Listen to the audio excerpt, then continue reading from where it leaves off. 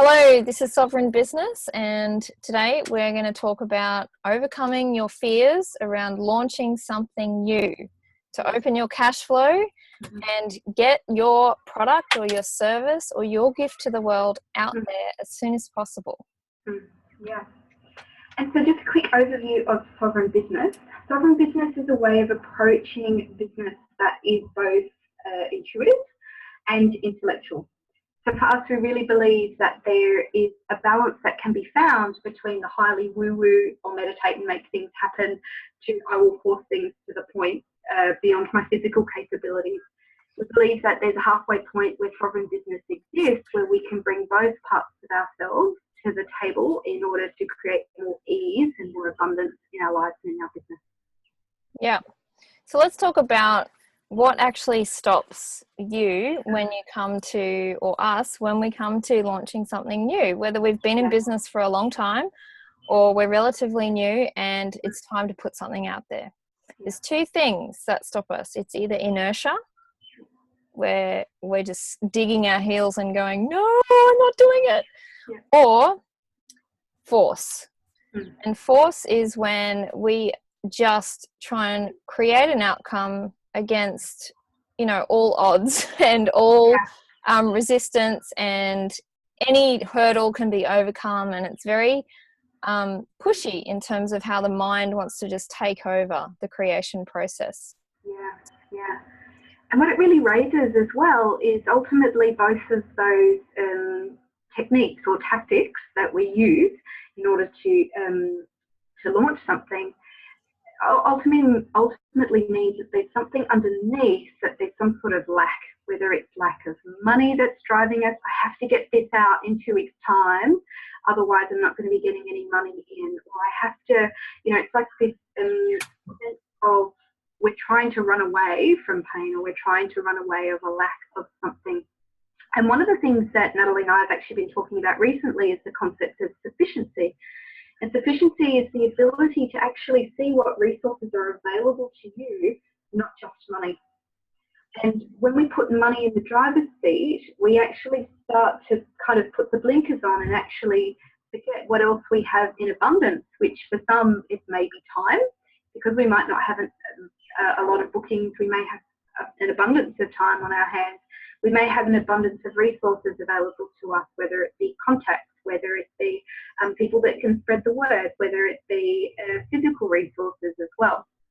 And so one of the things that is really important for us to remember in a space of sufficiency is that we really are being looked after in a lot of ways, and there's a lot available to us, not just money being the big game changer, if that makes sense. Yeah, so, for us recently with Sovereign Business, we were in a situation where we left very little lead time to launch a retreat. And what it came down to was that we actually couldn't go ahead because the bookings didn't come through in time that we had to pay the full amount of the retreat to the venue. So that caused us to just stop for a moment and go, hang on, what's going on here? Why isn't this flowing? And we just took a step back and went, oh, that's why, because this first retreat was meant to be a workshop, 2-day workshop instead. And that's actually how it started out. So we got carried away because we were just in a state of feeling like we had to do something. Yeah. Rather than being in tune with what our business needed. Yeah. And it's funny how life interjected in that way, because a lot of the inquiries and bookings were for people that wanted to come for the day but not stay the night. So actually, it's like it was this message almost was being reverberated back to us through the types of inquiries and bookings that we were getting. Yeah. So that's a really recent example of force, where we just went headstrong into something, like we really absolutely let our brains get in the way of how the project and the business really wanted to unfold. For me, inertia most recently is probably the biggest Achilles heel for me. After being a full-time mom for over 2 years, kind of integrating myself back into the business world and integrating back into my relationship with my clients, I started to realize that I was getting really fearful of consequences and outcomes of, if I launch this, will I get bookings? If I, put the word out for this workshop, is anyone going to be interested? And like those fears just got in the way of me actually just getting the momentum moving, which ultimately meant it was going to bring money. But what was really interesting in regards to the learning was once I put money in the back seat and started to look at, okay, so what is available to me right now? Oh, I have a friend in Brisbane who has a beautiful studio that she's willing to rent to me for the time for the workshop, and so easily, and will take payment at the last minute, all of those sorts of things. It's like once I put money aside as the biggest driver or the biggest stress or the only resource that I needed, it's like the creativity just came through, and the abundance of support and resources that were always there, but I just couldn't see them, were much more apparent. Yeah, and I think sometimes we also forget that taking risks is just an ordinary part of business. Like, if you're not comfortable taking risks or not prepared to take risks, then you might as well just stick with the day job, because running your own business actually thrives on that. It requires you to do that. So we actually need to accept and go, okay, so I need to actually look at, where am I taking risks in my business right now? Because if you're not taking any risks, then you're not growing. Your business is not growing. And that's what a business is. It needs to grow, to touch more people, and really reach as far as it can go out there in the world. Yeah.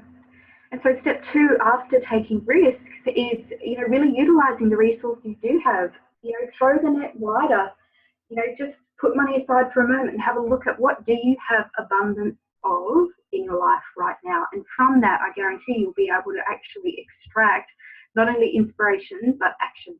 But there's also a third thing, or third action to take in this process when you're wanting to launch something. And it is, drum roll, it's shame. So shame, of course, being the combination of fear and judgment, self-judgment.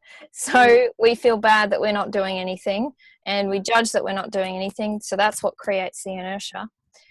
Or we actually, go into a state of contraction and that actually is what creates a frenetic energy in trying to create all this action and make things happen.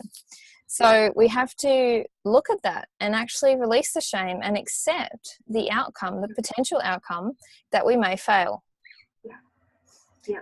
And absolutely just being at peace with it. And it doesn't mean that you're any less of an entrepreneur, any less of a man or a woman.